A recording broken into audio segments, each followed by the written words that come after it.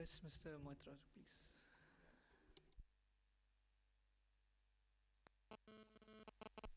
Yeah. I think my job is, with his comments, has both become somewhat easier and somewhat harder because some of the points will get repeated, and yet I hope there'll be some nuances. Now, I actually initially thought that I'll just speak about what excites me in terms of emerging trends, emerging technologies, etc. And for very selfish reasons, I thought I'll duck this question, a fairly confounding one, of multidisciplinarity and interdisciplinarity and so on. But however, now I can't resist. Now, before beginning, I think it's an important thing to make a note of, because we've been talking about it, I think, with a fair amount of passion, is when we say pedagogy, what do we mean? And especially in conjunction with technology, what are the ramifications? I think this point is best illustrated by, uh, I'll begin with this cliche that, or this rather epithet that we use in our own corporate scenarios. It's called death by PowerPoint. Now, what that means is that somebody inflicts a PowerPoint on you, prattles on and on and on, and actually at the end of it, if you ask I mean, almost all of these presenters, they do have this delusion that they've done a good job. Now, I think that in a sense sums up a lot of the problems that one faces with technology-led learning and teaching interventions. And I think the death by PowerPoint phenomenon is a very educational one. In fact, I think by its very description, a bit of an epiphany there. Now, what happens traditionally if you have a classroom-based scenario where a teacher gives a conventional lecture, actually, it's very easy to see that the moment you shift, let's say, and if you imagine PowerPoint to be an incremental step forward or upward, if you will, then actually demands more ingenuity. And the tragedy, inherent tragedy in a death by PowerPoint phenomenon is that actually even a tool which is kind of not regarded very highly nowadays, which is PowerPoint, is actually a very potent and powerful one. So within PowerPoint itself, you could do a lot of things. So when we talk about technology-led interventions and challenges therein, it actually, in my opinion, it requires greater ingenuity and greater creativity to use technology well. Now, what does it mean? Now, where I come from is a slightly different scenario, because I come from a, let's say, I've been in this business of, let's say, generating, creating content, both in a services model, wherein, let's say, one does it as an organization for people who pay money to the organization that I work for, to create solutions, learning and training solutions, and primarily a lot of content. Now, historically, what has happened is that there are people who are supposed to know how to teach anything, and they go by the name of instructional designers. So which means you give them quantum theory, they'll teach it. You give them veterinary sciences, they'll teach it, which is how the industry has gone. Now, at the other end of the spectrum are perhaps people like you, who have a very clear idea that how things are to be taught, and would not take too kindly to somebody else telling them how things are to be taught. So in a sense, these are both opposite ends of a delusionary syndrome. I think both viewpoints and both stances are extreme and kind of wrong. So when we talk about, especially about using technology, I think there is a significant investment has to be made in terms of empowering people who finally will create the content. Now, case one could be that, let's say, a bunch of people from a university or academicians outsource it. Now, however, it can't be that, they just distance themselves and say, here are the books, convert them into digital assets.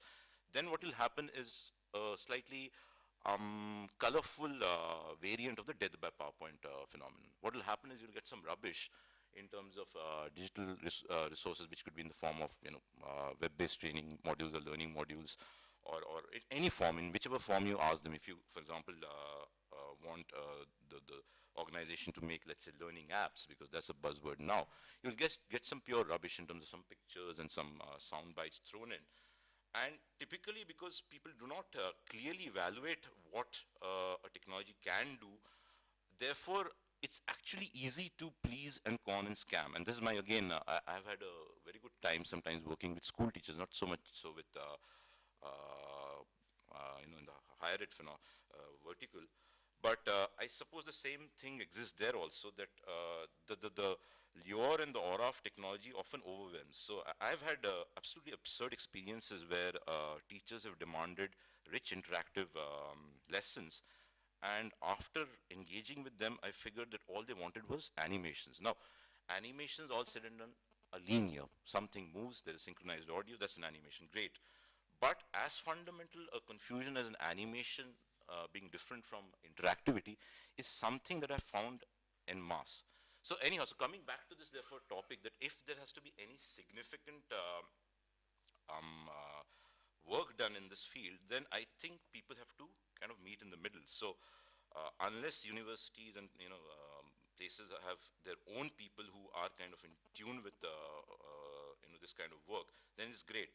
Otherwise, a really active collaboration is needed, where kind of the teachers and as we call them in our jargon, subject matter experts, kind of have to collaborate with people who actually in the end craft and create these solutions. So, and both have to be aware of where they both come from. So this view that I know my subject, which could be economics or finance or whatever, and by virtue of knowing that and a little bit of the tools, that is not an adequate view, and certainly is doomed to failure. The other good point to make perhaps about learning and training interventions, which again has nothing to do with technology, is that there is also this myth that once you do it and once you think it through, in a slightly Brahminical sense, there's always this a bunch of people who think that they know what goes on in the learner's mind and how things will work. And they're often blessed with sweeping decision-making capabilities. So what happens is that through the pecking order, the content rises. So again, if you look at the death by PowerPoint phenomenon, I might have made the PowerPoint, he might have checked it once, his boss might have checked it again, and somebody finally says, change this color, change this picture, and so on, and makes such somewhat whimsical decisions and passes it on to the learner. Now, an important point that goes missing there is any objective evaluation. So this is something that I've seen, and it's not just a malaise or a disease with corporates. I think it's true for all people who are in this business of creating any sort of intervention, is that there is no exercise whatsoever planned for evaluation. So once you field trialed it, is there a backward flow of information? Do you really test it out with rigor? And in an academic situation, you could test it out with great amount of rigor, as in a control group and another experimental group, and really figure out what works when, where, and so on. So that's also another important thing which must be considered when any sort of digital initiative or technology initiative is considered. Now, the third point which I also wanted to make is, and this also pops up very often, this entire thing about learner-centric approaches and learner engagement. Are people really thinking hard? Are they having epiphanies? Are those aha moments happening, and so on? Now, one simple way to look at it is that if ultimately the method by which you evaluate students in your own academic degrees, diplomas that you offer, if they are, if students can get by, or what the ultimate goal that they're chasing is perhaps a rote learning based and a regurgitating of content. So if the goalpost is so defined where rote learning is rewarded, then there is no point at all in talking about learner engagement, deep understanding, and so on.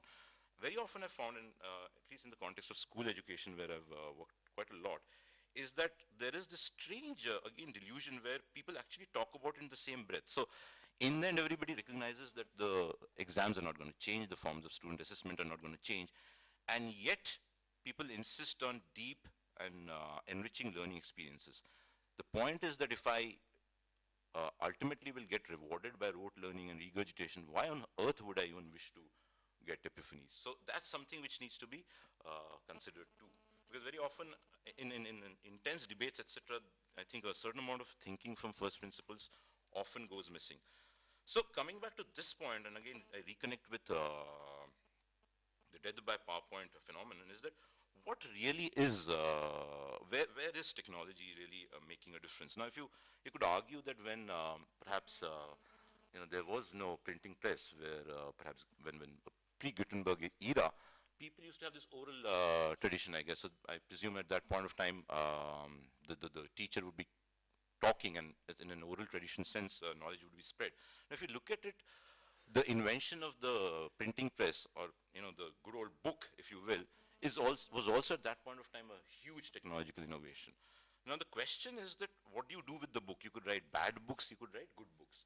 Now the question about technology is what is good use of technology, what is bad use of technology. Now, just like the printing press made replication of information without information loss possible fast, quickly and efficiently, obviously any form of technology by way of a delivery medium does it. So if I publish my current textbook into an EPUB, now what gets solved, a significant problem that gets solved is the challenge of distribution. So if I have a thick, fat book, I have to ship it physically. It has to go via couriers or via other distribution centers, channels, etc.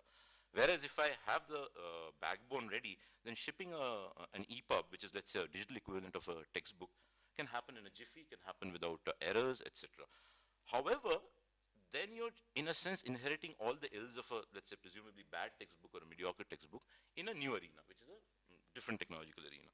So coming back to the point is what then constitutes good experiences via technology. Now, I would say that a partial answer could be an integration of multimedia, in the sense, if historically what the lecturer or the teacher has been doing is talking, and what the student has been consuming is a purely textual textbook, then one significant value add would be just having pictures, moving pictures, or even static pictures, sound bites, and so on. So technology permits the creation and fast dissemination of multimedia.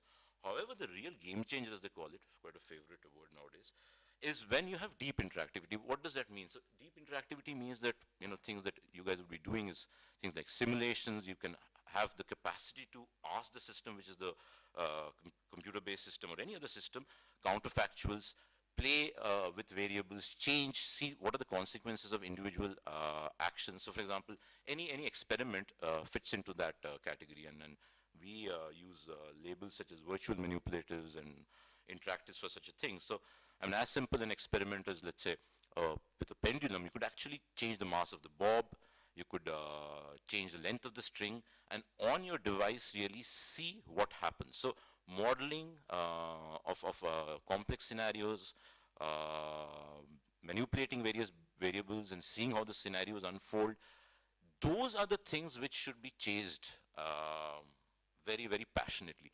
Otherwise, as I said, technology merely becomes another delivery media, another way of replicating same old wine.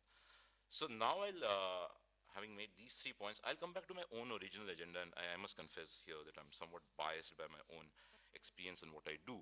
So I'll just talk about a few things which I find today very exciting, and what we could later on discuss is perhaps how it fits into your agenda, and in terms of the domain that you're working in, the subject, etc., and obviously the challenges of interdisciplinarity and multidisciplinarity. So one thing that is what I find very exciting is, and here in this entire discussion, I will assume the presence of the internet and somewhat of a broadband capacity to be a given, because otherwise then there's no discussion really. There is still, but it in some sense, it's not a great discussion. So I'll assume that, and assume that any technology-led intervention can only work if there's a fundamental quality of infrastructure available. So one thing that really excites me is the way interactive hardware, and I'm talking about hardware here, hardware that permits interactivity is really progressing, and in a sense prices are plummeting, etc. Now one great example is that of an interactive whiteboard, which very often teachers nowadays use. So it's like any other screen, but except that you can interact with the screen. So it has a touch interface, and you can swipe just as you do with a smartphone or whatever. So it makes your presentation, if you will, come alive. However, here again, I mean, if all that you're doing is swiping a PowerPoint page from left to right, then again, you're not using it well. But if you were to really use it well, then there are lots of great things you could do. You know, so if you imagine, for example, you could, just to use a cliched example, you're assembling a DNA molecule, so putting those 4 bases together, and when you bring them together, then you know you have those bonds forming, etc. So a classroom experience can come fundamentally alive in a manner if you use such technologies. The good news here is that when interactive whiteboards started off, they would cost a bomb. I mean, the good ones still do in some sense, which have been produced in now a legacy manner. But right now, a great promise comes in terms of very quick, what we guys call, I would call it a very nice jugaad, in the sense, what is happening is that there are devices which with, let's say, with LED lamps and projectors, and you have infrared sensors, so you can actually simulate a very good IWB experience at a fractional cost of what uh, interactive whiteboard. No, no, okay, should I explain what an interactive whiteboard is? So, okay, sorry. It's an acronym, not jargon, okay. Right. So prices of such things are plummeting because there are other ways of getting to the same goal, which is of creating an interactive whiteboard experience in the class, and that's a great trend. And a similar one, which he also spoke about from a student or a learner's perspective, is obviously the presence of mobile devices. And what, for example, where the organization that I work in, it's a very interesting thing, because historically, when we spoke about consumption of learning material, which would necessarily need computers, then there's always a barrier. Even today, there's a barrier. I mean, if you wish to purchase a computer, no matter how cheap it is, it's still, I'd say, somewhere around a 20 grand investment, 20,000 rupees. But it is a reality that today you can consume the same sort of content using a smartphone, which costs a fraction of it. Now, therefore, in some sense, it opens up huge possibilities. I mean, in terms of sheer accessibility and reach, while you may not even assume that, which is an assumption we make, in the sense that a student who is going to be the ultimate consumer of content may not have an individual possession of a smartphone, a tablet, or a mobile device, but it's not a large leap to make to assume that somebody in the family, perhaps the parent, would have it. So therefore, you now have a very nice possibility of being able to reach a consumer of content in terms of being a student who otherwise would have had no chance. So it's a great thing. The other thing which I must stress at this point of time is that, again, this thing crops up, is that what does a smartphone or a tablet or a mobile device do? It's not just a cheap platform in which to consume digital content. So it's not a cheap cousin of the computer. It also has certain things which make it remarkable. So if you look at a mobile device or a smartphone or a tablet, what does it have? It has things like location-based awareness. You could therefore program and create content which takes into account where is the learner, and that data is fed by the GPS. So you could actually have distributed and varied dissemination of information depending on where the student is, and it's all automatically detected by the system. Now, that's a great thing. It obviously lends itself to very nice teaching and learning experiences. And possibly more appropriately in the field of science education and somewhat in maths education is other roles of other sensors. Now, most tablets and smartphones today come with a lot of sensors, magnetometers and accelerometer, obviously the cameras, etc. Now, just by using some of these, and some of them have barometers also, you could again have a rich possibility of modeling and creating fairly interesting stuff. And I'll give you one example. We're doing a field trial of our own product. So there was this chapter, and this is a class 8 chapter on earthquakes. Now, we programmed this sort of a mini app, if you will. So what you do is, you just, as a student, you can shake the tablet, and because it has an accelerometer, it can pick up the G forces at play. It then makes 3 nifty little graphs, for each of the axes, and therefore models what a seismograph is. And immediately, therefore, it's a transforming thing. You could see the glee on students' faces. From being a rather boring description of what a seismograph does, it becomes alive. It's a thing which is touch-based, it's a thing which is experience-based, and so on. So that's the other wonderful part about mobile computing, which I personally find very interesting, because in some sense, if used well, it really changes the learning experiences. Now, the other thing about mobile devices, something he touched upon, and I think is a fantastic point, is that it allows a very easy method to have users or the consumers create their own content. So, for example, if I have to today do a little bit of a research project in some, I presume, in the boonies somewhere, where, for example, Asmitha, for example, works. Now, I could go there with the tablet and capture data using the camera, inbuilt camera functions, and quickly package. It could be any presentation or even an interactive document That is very possible, and therefore I upload it, and if other such people also do, which is my peers, then I have got a rich base of user-generated content which people can learn from. So that I find something very exciting and fantastic to consider. Though of course, how does one incentivize it? How does one curate it? How do you prevent people from, uploading utter crap, and how do you inject meaning into it? Obviously, these are challenges which will remain. Now, with or without mobile devices, one thing that obviously, again, he spoke about and is in a sense connected is the inherent, let's say, importance and I would say a great need for collaboration. And it's something, I mean, call it collaboration, call it social networking within learning, call it anything. But again, it's a rather unutilized thing when you look at it in the familiar classroom paradigm.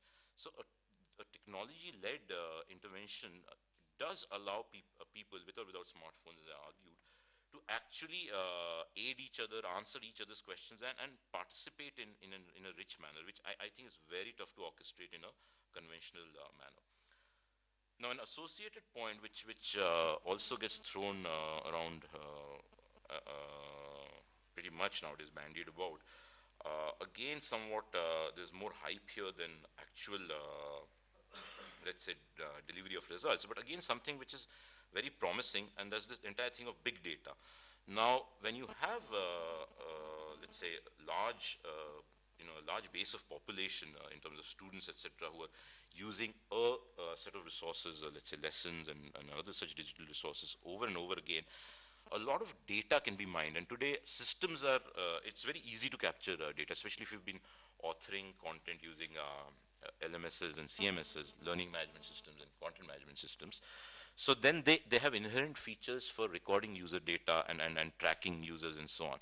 Now, if you have the ingenuity and wherewithal to analyze it well, then you could also do quite a few things that Google, for example, might say. For example, it has predictive things. Amazon, for example, figures out, even before you did that, you might like that other book, and so on. So such kind of things are possible, but a word of caution here, though, as to there is more hype here than perhaps actual delivery of concrete results. But it is indeed promising, because when you look at content, digital content, it can be tracked page to page, and you could therefore very clearly figure out where all our students facing problems, where do they get stuck, which are the points that they perhaps leave the course, especially if you're talking about, things like MOOCs and so on. If you find that, somewhere at an X point, there's a significant there's a significant amount of attrition, then, that's something you can track easily and do something about it, perhaps.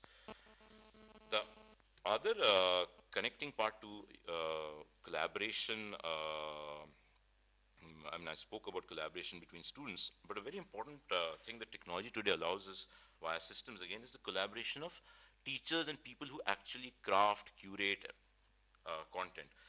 Now, something which I'm very fond of is that today there is a significant movement for open source content, which means that content which is created by, let's say, a bunch of talented teachers, content producers who are in the know of what they're talking about, and them offering that content in a free manner. So it doesn't come with any proprietary rights attached to it. And that's a growing movement. So that's a growing movement. Even there's a significant movement for open source textbooks, both in the school domain and in the higher ed domain. And what is very astonishing to see is that you would see it in YouTube. In fact, if you punch in any experiment, you might say sodium chloride or the burning of sodium, you'd be amazed how many people are burning sodium, and actually intelligent people who are doing it. So there is a huge amount of free open source content available, and therefore a great opportunity exists for people to aggregate it. In fact, what is a missing piece is that there are no intelligent aggregators of content. So the entire onus of primary research sometimes falls on the student. There have been initiatives, for example, and there's, I think it's called Power My Learning, interesting one, funded by Bill Gates. All that they do is aggregate meta-tag learning. So, already free resources. So, using existing free resources, this entire movement about creating IP-free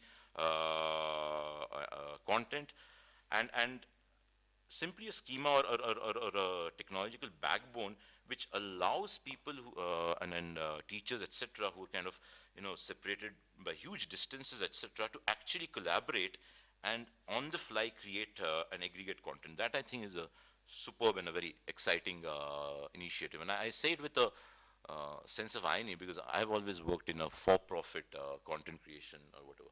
But I do believe that the twain can exist in the sense that there'll always be a niche for perhaps some premium offering. But I'll be very delighted to live in a world where quite literally knowledge becomes free. Now, something which is actually a bit of a granular thought for me as it pops into my head is, and which, however, connects, I think, somewhat to what you guys began with, which is this entire challenge of how do you really deal with interdisciplinary and multidisciplinary content, is I think a system-based view can help you in the sense if you imagine creating digital content. Now it does allow learning management systems and content management systems both allow you to create and deploy content of various, how should I put it, various degrees of granularity or atomicity. In the sense, let me put it this way, that I could, if I'm just to, let's say, to pick up an example in chemistry, for example, I could be having one independent lesson about, let's say, the concept of atomic weight, and that, or independent unit rather, and that could get reused in a variety of different contexts. I could be learning about, atomic weight in scenario A, in scenario B and a scenario C. Now, every time I shouldn't be reinventing the wheel. So if you have something which exists in a standalone manner, and more appropriately, it's meta tagged well in the sense that it's described well via keywords, then it becomes discoverable, as we say, and usable. So if you imagine, let's say, I mean, this is a very rough way of looking at it, but if you imagine a nugget of learning in your own domain, which has, let's say, different strands. For example, I could say that this lesson has certain connections with political science, with economics, with environment, and so on. So those pertinent keywords can get highlighted. So next time, if I'm searching for something which is an overlap between set A and set B, I discover that. Only an overlap between set A and set C, I get that. A, B, C, get that, and so on. So that's something a system-based creation of content can greatly aid. So I think I'm done here with a bit of a dry throat, so maybe a bit of water would help. And I think I should stop boring you because it might be the oral version of Death by PowerPoint now.